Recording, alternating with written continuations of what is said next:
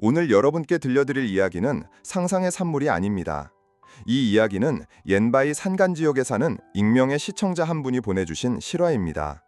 사생활 보호를 위해 등장인물의 이름은 변경했지만 억울했던 사연과 기이한 업보의 전개 과정은 모두 그대로 담았습니다. 타이족 며느리 마이라는 효심 깊은 여성의 이야기입니다. 그녀는 세상을 떠난 남편과의 약속을 지키기 위해 10년이라는 청춘을 바쳤습니다. 하지만 그녀가 돌려받은 것은 시댁의 무정과 끝없는 탐욕뿐이었습니다. 마이 언니가 10년 동안 정들었던 집을 빈손으로 떠나던 그날부터 그녀는 작은 주머니 하나만 들고 있었습니다. 그 주머니 안에 무엇이 들었는지는 아무도 몰랐지만 그녀가 떠난 날부터 재앙의 검은 그림자가 부시 일가 전체를 뒤덮었다는 것만은 모두가 알았습니다. 권세 있던 큰 시누이 타오는 명예의 정점에서 하루아침에 봉인된 가게 한가운데서 눈물이 마르도록 울어야 했고 외아들은 법의 심판을 받게 되었습니다. 탐욕스러운 둘째 시아주버니 흥은 제사 지내던 땅을 차지했지만 자신에게만 기이하게 쏟아진 우박에 차밭이 누렇게 뜨고 땅이 돌밭으로 변한 것을 무력하게 지켜볼 수밖에 없었습니다. 그들이 무자비하게 빼앗은 모든 재산과 가업은 순식간에 연기처럼 사라졌습니다. 그들은 서로에게 묻기 시작했습니다. 왜일까? 왜 모든 재앙이 마이를 쫓아낸 후에야 닥쳐온 것일까? 그 침묵하던 타이족 여인은 정말로 참고만 있었던 걸까? 아니면 그 온화한 외면 뒤에 그들이 알지 못했던 무서운 영적인 힘이 숨겨져 있었던 걸까? 과연 마이가 정말로 그들에게 해를 가한 것일까? 이 모든 질문에 대한 답은 바로 이어질 긴 이야기 속에서 풀릴 것입니다. 인정과 탐욕, 그리고 결코 누구도 비껴가지 않는 인과응보의 법칙에 대한 이야기, 차밭에 흐른 눈물입니다. 우리 이야기는 지금으로부터 거의 20년 전 어느 아름다운 봄날 끝없이 펼쳐진 푸른 차밭으로 뒤덮인 옌바이의 한 중산간 지역에서 시작됩니다. 이 지역에서 부반 또한 어르신의 집은 꽤 부유한 집안이었습니다. 또한 어르신과 부인은 평생을 차나무와 함께 살아온 순박한 농부로 많은 이들이 꿈꾸는 부를 일구었습니다. 그에게는 아들 셋, 딸 둘, 총 5명의 자녀가 있었습니다. 자녀들은 성장하면서 차례로 가정을 꾸리고 분가했습니다. 오직 셋째 아들 부득선만이 부모님과 함께 살고 있었습니다. 선은 다른 형제들과 갈랐습니다. 그는 온화하고 과묵하며 경쟁을 좋아하지 않고 밭과 차반 옆에서의 소박한 삶을 즐겼습니다. 그리고 운명은 그가 로티마이를 만나도록 정해놓았습니다. 마이는 타이족 여성으로 거기서 몇 개의 언덕을 넘어야 하는 작은 마을에 살고 있었습니다. 홍수로 부모님을 일찍 여의고 어릴 적부터 외할머니와 함께 살았습니다. 그녀의 아름다움은 화려하지 않았지만 산골짜기 시냇물처럼 맑고 봄날의 반꽃처럼 부드러웠습니다. 그녀는 아름다움뿐만 아니라 그 누구도 따라올 수 없는 능숙한 배짜기와 자수 솜씨로 온 마을에 유명했습니다. 그들은 현의 시장에서 만났습니다. 그때 선은 한 할머니가 쏟은 짐을 다시 주워주는 것을 돕고 있었고 마이는 자신이 직접 짠 전통 직물을 팔고 있었습니다. 그들의 시선이 마주쳤고 마치 보이지 않는 끈이 두 마음을 하나로 묶어주는 듯 했습니다. 그 후 며칠 동안 선은 그녀를 만나기 위해 종종 현에 갈 핑계를 댔습니다. 그들의 사랑은 이곳의 사람들과 산과 숲처럼 자연스럽고 소박하게 싹트였습니다. 선이 집에 돌아와 마이와 결혼하고 싶다고 말씀드렸을 때 집안에는 파문이 일어났습니다. 가장 격렬하게 반대한 사람은 큰 시누이 부티타오였습니다. 타오는 도시의 부유한 건설업자와 결혼하여 항상 시골 사람, 특히 소수민족을 경멸하는 거만한 태도를 지니고 있었습니다. 가족 식사 자리에서 그녀는 경멸 가득한 목소리로 직설적으로 말했습니다. 타오, 날카롭고 거만한 목소리로 어머니, 아버지, 우리 집안이 이 마을에서 얼마나 명망 있는 집안인데 어떻게 타이족 여사를 며느리로 드릴 생각을 하세요? 남들이 비웃을까봐 두렵지도 않으세요? 그러다 온 친척을 다 끌고 와서 빌붙으면 평생 부양해야 할 판이에요. 선, 단호한 목소리로 누나, 그녀에 대해 그렇게 말하지 마세요. 마이는 좋은 사람이에요. 누나가 생각하는 그런 사람이 아니라고요. 좋다고? 고아에다 가난뱅이인데 뭐가 좋다는 거니? 네가 걔한테 무슨 홀릭이라도 한 거냐, 선? 가족 분위기는 극도로 긴장되었습니다. 하지만 또한 어르신은 잠시 침묵한 뒤 책상을 치며 일어섰습니다. 그는 평생을 살아오며 사람 보는 눈이 매우 정확했습니다. 또한 어르신, 단호한 목소리로 그만해라, 타오. 네가 돈이 있으면 도시 가서 쓰려무나. 남을 무시하는 버릇은 여기에 가져오지 마라. 이 집은 자식들에게 그런 걸 가르친 적이 없다. 선이 결혼하는 건 자기를 위해서지 너희들을 위해서가 아니다. 나는 며느리가 효심 깊고 사리 분별할 줄 알면 됐지. 부자인데 무례한 며느리는 필요 없다. 이 일은 내가 결정한다. 아버지의 말씀은 마치 망치처럼 모든 반대를 잠재웠습니다. 결혼식이 거행되었습니다. 소박하지만 따뜻한 결혼식이었습니다. 마이는 공식적으로 부씨 집안의 며느리가 되었습니다. 시집온 첫 며칠 동안 마이는 또한 어르신의 말씀이 전적으로 옳았음을 증명했습니다. 그녀는 이슬이 채 거치기도 전에 일어나 온 가족의 식사를 준비했습니다. 식사 준비가 끝나면 시어머니와 함께 차밭에 나가 찻잎을 땄습니다. 배틀에 익숙했던 손은 이제 능숙하게 어린 찻잎을 땄습니다. 저녁이 되면 그녀는 따뜻한 차 한 잔부터 두 분의 아픈 다리를 주무르는 일까지 시부모님을 정성껏 돌봤습니다. 하지만 인생은 결코 평탄하지 않았습니다.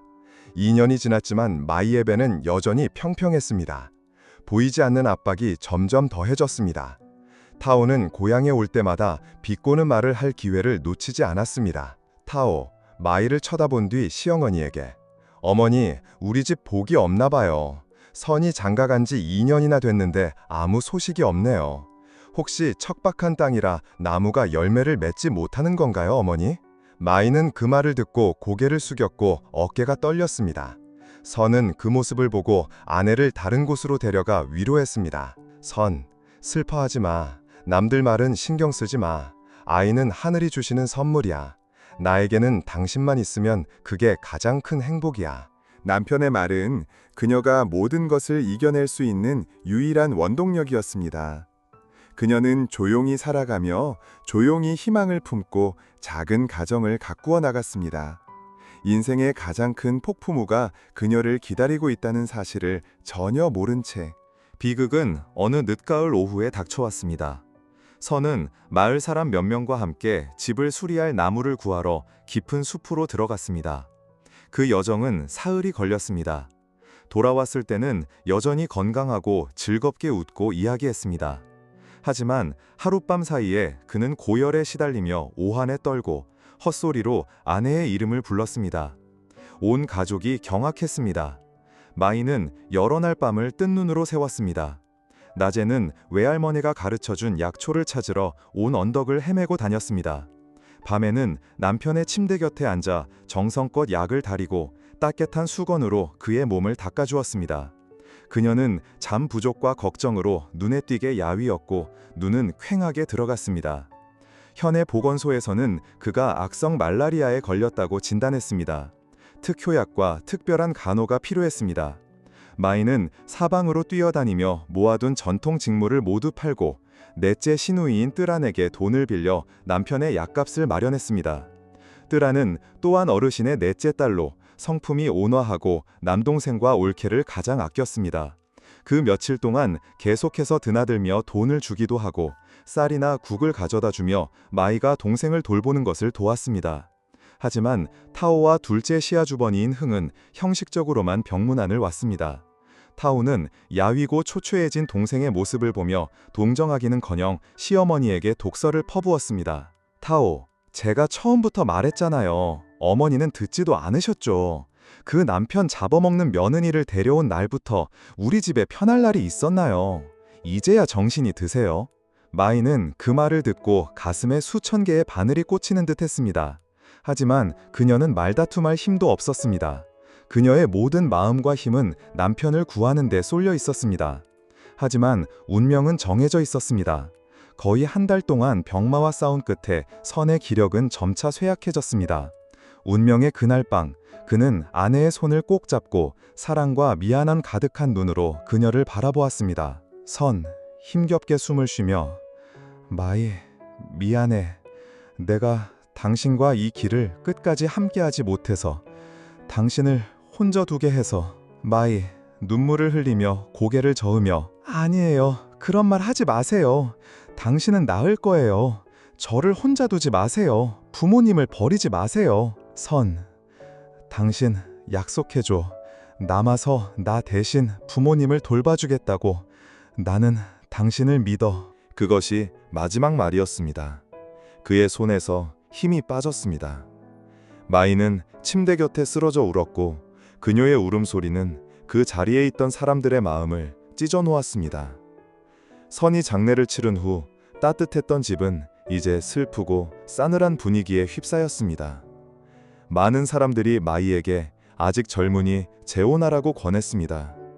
또한 어르신도 그녀를 따로 불러 슬픈 목소리로 말했습니다. 또한 어르신, 마이야, 선이 박복해서 너와 함께할 복이 없었구나. 너는 아내로서의 도리를 다했다. 우리는 너를 옥내매고 싶지 않다. 더 좋은 곳이 있다면 네 행복을 찾아가려무나. 마이는 시아버지 앞에 무릎을 꿇고 눈물을 흘렸습니다. 마이, 아버지, 저는 선 씨와 약속했습니다. 두 분이 살아계시는 동안은 여기가 제 집입니다. 저는 그 사람을 대신해서 두 분을 끝까지 모시고 봉양하겠습니다. 그녀의 맹세는 빈말이 아니었습니다. 10년이라는 긴 세월 동안 그녀는 약속을 행동으로 옮겼습니다. 처음 5년 동안 그녀는 또한 어르신이 눈을 감을 때까지 돌보았고 그 후 5년 동안은 병든 시어머니를 홀로 돌보았습니다. 어느덧 타이족 아가씨의 검은 머리카락에는 흰머리가 섞여 있었고 아름다웠던 손은 일로 거칠어졌습니다. 그녀는 세상을 떠난 남편과의 약속을 지키기 위해 모든 것을 받아들였습니다. 그 10년 동안 뜰안을 제외한 시댁 형제들은 늙은 어머니를 거의 돌보지 않았습니다. 그들은 사업, 자녀 등 온갖 핑계를 대며 가끔 돈을 보내는 것으로 책임을 다했다고 생각했습니다. 누워 계신 늙은 어머니의 식사, 약, 심지어 대소변 처리까지 모든 부담은 마이의 가녀린 어깨에 지워졌습니다. 마을 사람들은 모두 그녀의 마음에 감복하고 안타까워했습니다.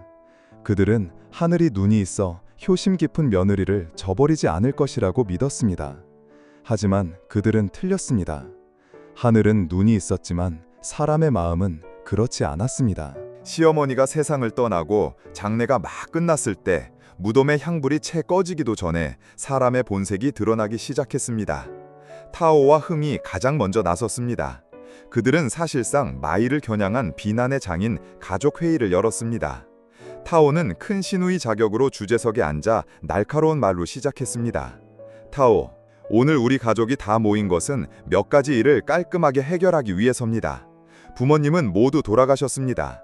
마이 씨, 지난 10년 동안 어머니를 돌봐준 것은 우리 가족도 인정합니다. 하지만 이제 당신의 의무는 끝났습니다. 당신은 더 이상 이 집 사람이 아닙니다.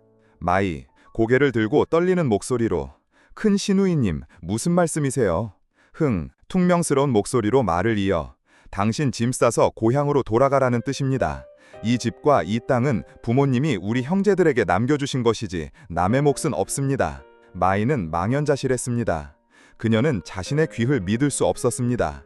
10년의 희생, 10년 동안 이곳을 집으로 여겼는데 이제 그녀는 갑자기 남이 되었습니다. 마이, 평정을 유지하려 애쓰며, 시아주버님, 시누이님들, 저는 재산을 달라고 할 생각이 없습니다. 단지 한 가지 소원이 있습니다. 이 집에 머물면서 아침 저녁으로 부모님과 선 씨의 제사를 지낼 수 있게 해주세요. 나머지 차밭과 땅은 모두 형제분들이 나누어 가지세요. 그 제안이 합리적이라고 생각했지만 그들의 탐욕은 그보다 더 컸습니다. 타오, 참 똑똑하시네. 이 길가에 있는 집에 머물겠다고? 그러다 나중에 네 것이 되게 하려고? 그런 일은 없을 거야. 이 집은 내가 아들 또한이 결혼하면 살게 하려고 찜해놨어. 넌 가야 해. 당장. 뜰안은 더 이상 참을 수 없어 책상을 치며 일어섰습니다. 뜰안, 타오를 똑바로 가리키며, 너무 하시는 거 아니에요. 언니, 사람 맞아요? 올케가 10년 동안 부모님을 돌봤는데 부모님이 아프실 때 언니는 어디 있었어요? 흥 오빠, 어머니가 이렇게 되려고 하실 때 오빠는 어디 있었어요? 이제 부모님이 돌아가시자마자 독수리 떼처럼 몰려와서 재산을 나누고 올케를 쫓아내다니 하늘이 무섭지도 않으세요? 타오, 너 조용히 해. 네가 올케가 불쌍하면 네 집으로 데려가 키워. 이건 부씨 집안 재산이지. 그녀는 로씨라서 여기 있을 권리가 없어. 말다툼은 아무런 결론 없이 끝났습니다. 며칠 후 마이는 법원으로부터 소환장을 받았습니다. 타오와 시댁 형제들이 그녀를 집에서 나가게 해달라는 소송을 제기한 것입니다. 법정에서 마이는 작고 외롭게 혼자 서 있었습니다. 상대편 변호사는 그녀와 선의 혼인신고를 하지 않았고 또한 어르신이 유언을 남기지 않았다고 주장했습니다. 법적으로 그녀는 그 땅에 대한 상속권이나 거주권이 없었습니다. 이웃과 뜰안이 그녀의 10년간의 공로에 대해 증언했지만 법원은 단지 정의 측면에서만 인정했을 뿐 법의 측면에서는 그녀가 패소했습니다. 법원은 마이에게 일주일 안에 집을 비우라고 판결했습니다. 그녀가 떠나는 날 하늘에서는 억수 같은 비가 쏟아졌습니다. 마치 불행한 여인의 운명을 슬퍼하는 듯 했습니다. 뜰안이 그녀의 짐을 싸는 것을 도왔습니다. 그녀는 올케이의 손에 돈 뭉치를 쥐어주었습니다. 뜰안, 마이야, 이건 내가 받은 땅을 판 돈이야. 이걸로 자본 삼아 작은 집이라도 지어서 살아. 미안해, 내가 아무것도 도와주지 못해서. 마이는 눈물을 닦으며 거절했지만 뜰안은 끝까지 듣지 않았습니다. 떠나기 전 마이는 부모님과 남편에게 마지막으로 향을 피우게 해달라고 부탁했습니다. 그녀가 가운데 방으로 들어섰을 때 가슴 아픈 광경이 눈에 들어왔습니다. 타오의 아들이 친구 몇 명과 함께 새 가구 세트를 놓을 자리를 마련하기 위해 제단을 한쪽 구석으로 옮기려 하고 있었습니다. 선의 낡은 업부터 책 몇 권까지 그의 유품들은 한쪽 구석에 모여 태워질 준비를 하고 있었습니다. 마이는 그 자리에 굳어버렸습니다. 그녀의 심장이 멎는 듯 했습니다. 지난 몇 년간 억눌려왔던 고통과 분노가 순식간에 폭발했습니다. 그녀는 아무 말도 하지 않았지만 그녀의 눈빛은 무섭도록 차가웠습니다. 그녀는 조용히 제단으로 다가가 집안에서 가장 신성하다고 여겨지는 문턱 바로 아래에서 흙 한 줌을 손으로 펐습니다.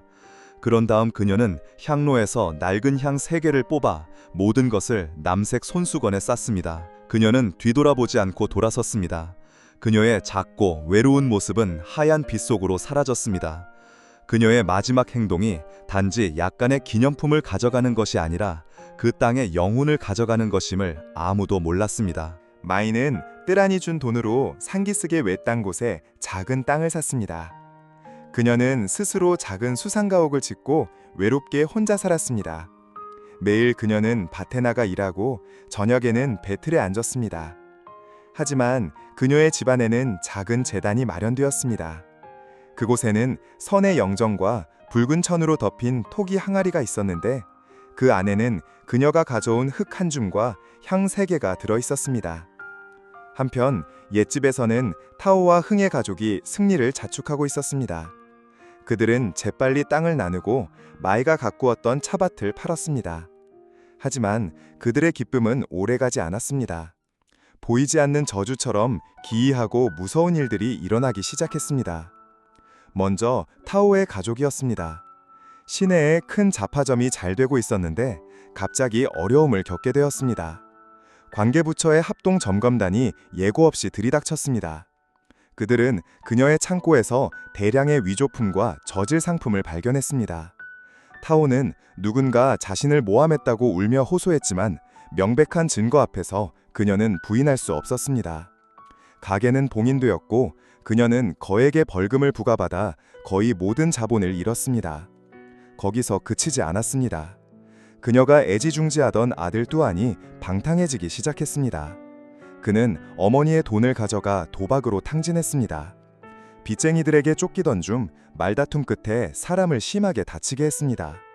그는 그 직후 경찰에 체포되었습니다. 타오는 아들이 체포되었다는 소식을 듣고 그 자리에서 쓰러졌습니다.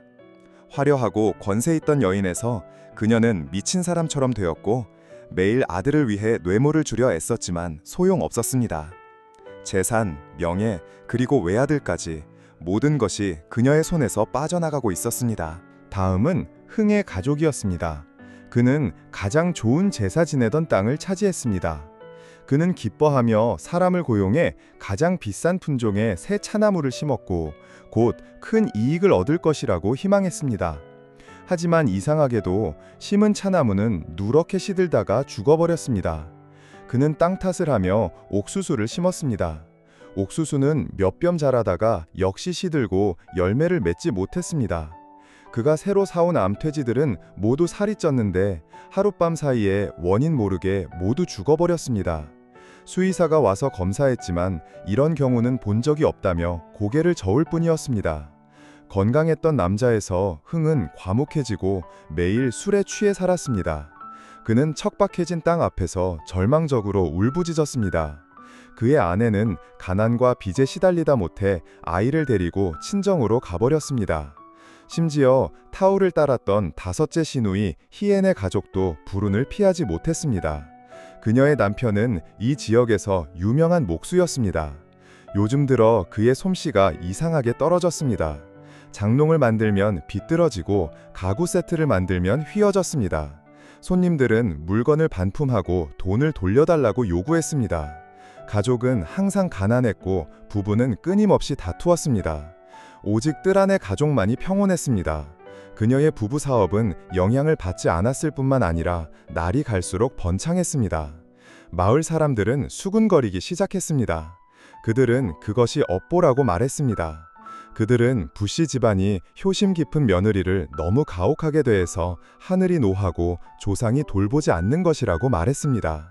그 소문은 타오와 흥의 귀에 들어갔고 그들은 더욱 혼란스럽고 두려워졌습니다. 그들은 이 재앙이 마이와 관련이 있다고 믿기 시작했습니다. 혼란 속에서 타오와 흥은 온갖 방법을 시도했습니다. 그들은 무당과 점쟁이를 집으로 불러들여 제사를 지내고 액땜을 했습니다. 돈은 적지 않게 들었지만 상황은 나아지기는커녕 더 나빠지는 것 같았습니다. 형제들의 상황이 날로 비참해지는 것을 보며 뜨라는 마음이 어지러웠습니다. 그녀는 마이가 떠날 때의 이상한 행동과 차가운 표정, 그리고 손수건에 싼 흙 한 줌을 기억해냈습니다. 막연한 의심이 그녀의 머릿속에 피어났습니다. 그녀는 진상을 알아보기 위해 마이를 찾아가기로 결심했습니다. 뜨라는 산기슭의 작은 수상가옥을 찾아갔습니다. 그녀는 가족이 겪고 있는 모든 재앙을 털어놓았습니다. 마이는 아무런 감정 표현 없이 조용히 듣고만 있었습니다. 마침내 그녀는 뜨란에게 땅의 영혼과 향의 영혼에 대한 진실을 말해주었습니다. 그 말을 듣고 뜨란은 얼굴이 창백해졌습니다. 그녀는 이것이 단순한 저주가 아니라는 것을 깨달았습니다. 이것은 그들이 태어나고 자란 땅, 그들이 무자비하게 모욕한 땅의 근원으로부터의 징벌이었습니다. 그녀는 서둘러 집으로 돌아와 타우와 흥을 모았습니다.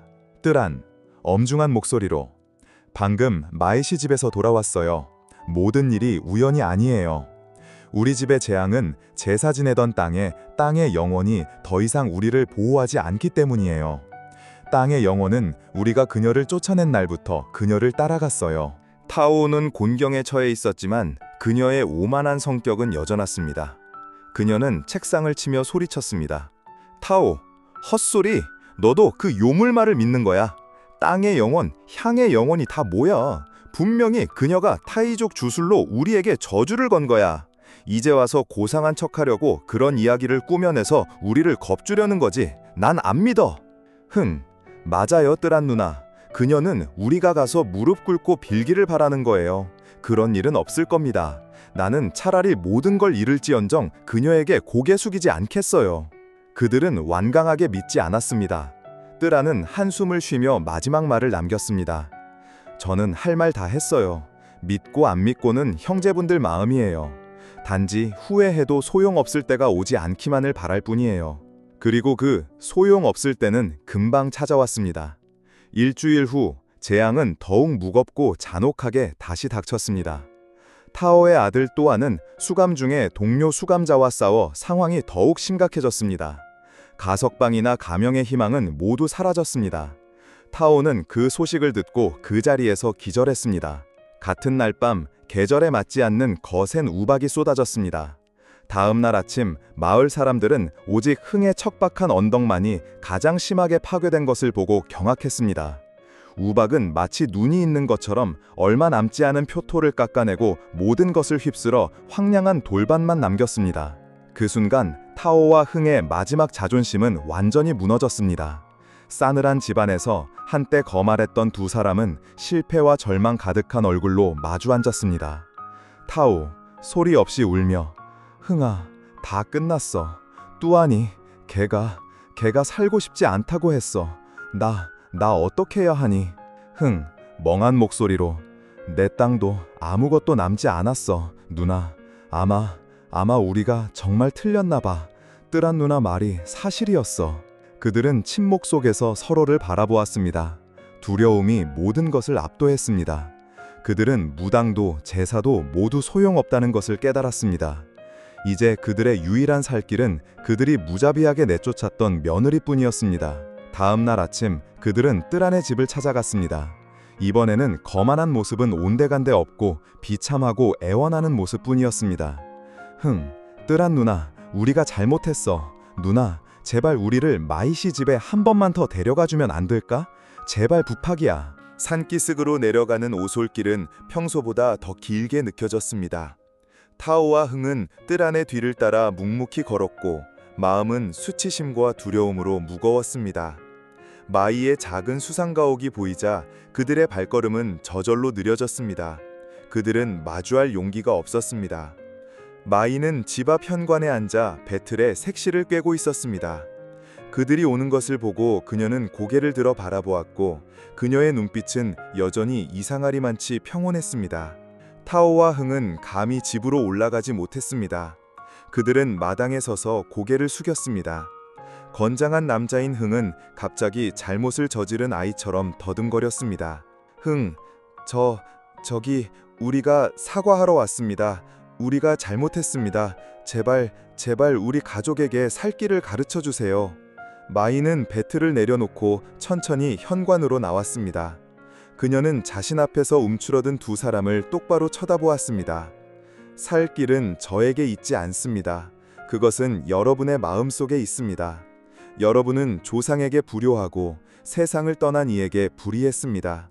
집안에 땅의 영혼과 향의 영혼이 놓아여 더 이상 여러분을 보호하지 않는 것입니다. 타오, 서둘러 울며, 맞아, 우리가 알았어. 네 말이 맞아. 이제 우리는 어떻게 해야 하니? 제발 자비를 베풀어줘. 네가 시키는 대로 다 할게. 마이, 단호하고 또렷한 목소리로, 재앙을 피하고 가족이 다시 평안해지려면 진심으로 참회하고 땅의 영혼을 다시 모셔오는 방법밖에 없습니다. 그러려면 제가 시키는 대로 해야 합니다. 마이는 그들에게 세 가지를 요구했습니다. 첫째, 내일 당장 온 가족이 직접 집안 전체, 특히 제단을 청소해야 합니다. 깨끗하고 엄숙하게 닦아야 하며 먼지 한 톨도 남기지 마세요. 여러분이 버린 선씨의 유품들은 다시 찾아 소중한 곳에 두세요. 둘째, 다음 달 보름날 정성껏 채식 제사상을 준비하세요. 제사상은 화려할 필요는 없지만 그 땅에서 난 산물로 직접 준비해야 진심을 보일 수 있습니다. 셋째, 그리고 가장 중요한 것입니다. 보름날 정오, 노소 막론하고 온 가족이 제단 앞에 모여야 합니다. 제가 가서 제사를 지내겠습니다. 하지만 제가 시작하기 전에 여러분 모두 무릎을 꿇고 자신이 저지른 모든 죄와 잘못을 털어놓고 하늘과 땅 그리고 조상에게 진심으로 참여해야 합니다. 참회가 진심인지 아닌지는 윗분들이 스스로 판단하실 겁니다. 타오와 흥은 한마디도 놓치지 않고 듣고는 서둘러 고개를 끄덕였습니다. 그들은 돌아가서 시키는 대로 했습니다. 보름 동안 그들의 가족은 마치 다른 사람처럼 변했습니다. 그들은 함께 집을 청소하고 수리했습니다. 평생 힘든 일 한 번 안 해본 타오는 이제 직접 집 구석구석을 닦았습니다. 흥은 동생의 유품을 다시 찾아 소중히 닦아 유리장에 넣었습니다. 보름날 집은 깨끗하고 엄숙했습니다. 정갈한 채식 제사상이 제단에 차려졌습니다. 마이는 여전히 소박한 남색 옷을 입고 돌아왔습니다. 그녀는 아무도 쳐다보지 않고 조용히 제단으로 들어갔습니다. 그녀의 요구에 따라 불씨 일가 전체가 무릎을 꿇었습니다. 타오가 가장 먼저 참회의 말을 꺼냈습니다. 그녀의 울음소리는 며느리에게 퍼부었던 이기심, 탐욕, 그리고 독서를 이야기하는 끊어진 말과 섞여 있었습니다. 그 다음은 흥, 그리고 다른 사람들이었습니다. 공간은 고요해졌고 억눌린 흐느낌과 뒤늦은 고백만이 남았습니다. 그들이 참여를 마친 후 마이는 비로소 의식을 시작했습니다. 그녀는 땅의 영혼이 담긴 토기 항아리를 제단 아래 제자리에 정중히 놓았습니다. 그녀는 향 3개를 피우고 타이족 언어로 기도를 시작했습니다. 그녀의 목소리는 낮고 높았으며 때로는 속삭임 같았고 때로는 산과 숲에 울려 퍼지는 부름 같았습니다. 그녀의 기도는 용서를 구하는 기도였고 잘못을 저지른 이들을 다시 보호해달라는 땅의 영혼에게 드리는 간청이었습니다. 의식은 해가 질 무렵에 끝났습니다. 마이는 아무 말 없이 돌아섰습니다. 기적은 정말로 일어난 것 같았습니다. 의식이 끝난 지 일주일 후 타오의 가족은 좋은 소식을 들었습니다. 피해자 측이 갑자기 배상금을 받고 또한에 대한 고소를 취하하기로 합의한 것입니다. 여러 감경 사유와 가족의 진솔한 태도 덕분에 그는 집행유예를 선고받고 곧 돌아올 수 있었습니다.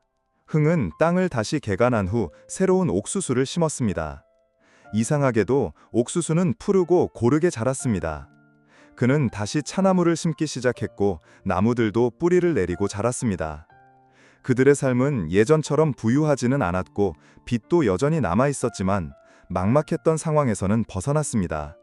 재앙의 소용돌이는 정말로 멈췄습니다.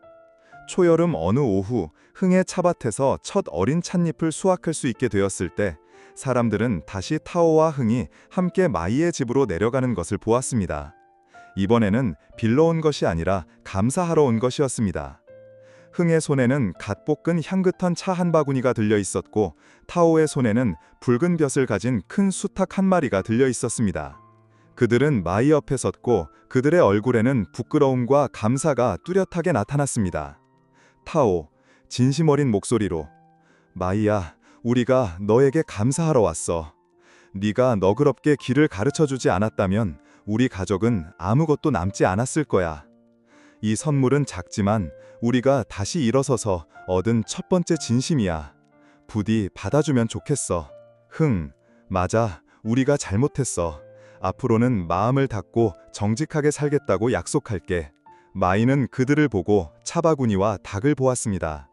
그녀는 받지 않고 가볍고 평온한 미소를 지었습니다.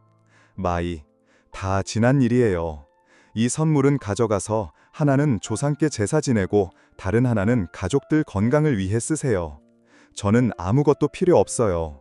단지 한 가지, 복은 마음에서 나온다는 것을 기억해 주셨으면 해요. 주변 사람들에게 잘 대하고 조상을 올바르게 모시면 분명 평안할 거예요. 그 후로 새로운 관계가 형성되었습니다.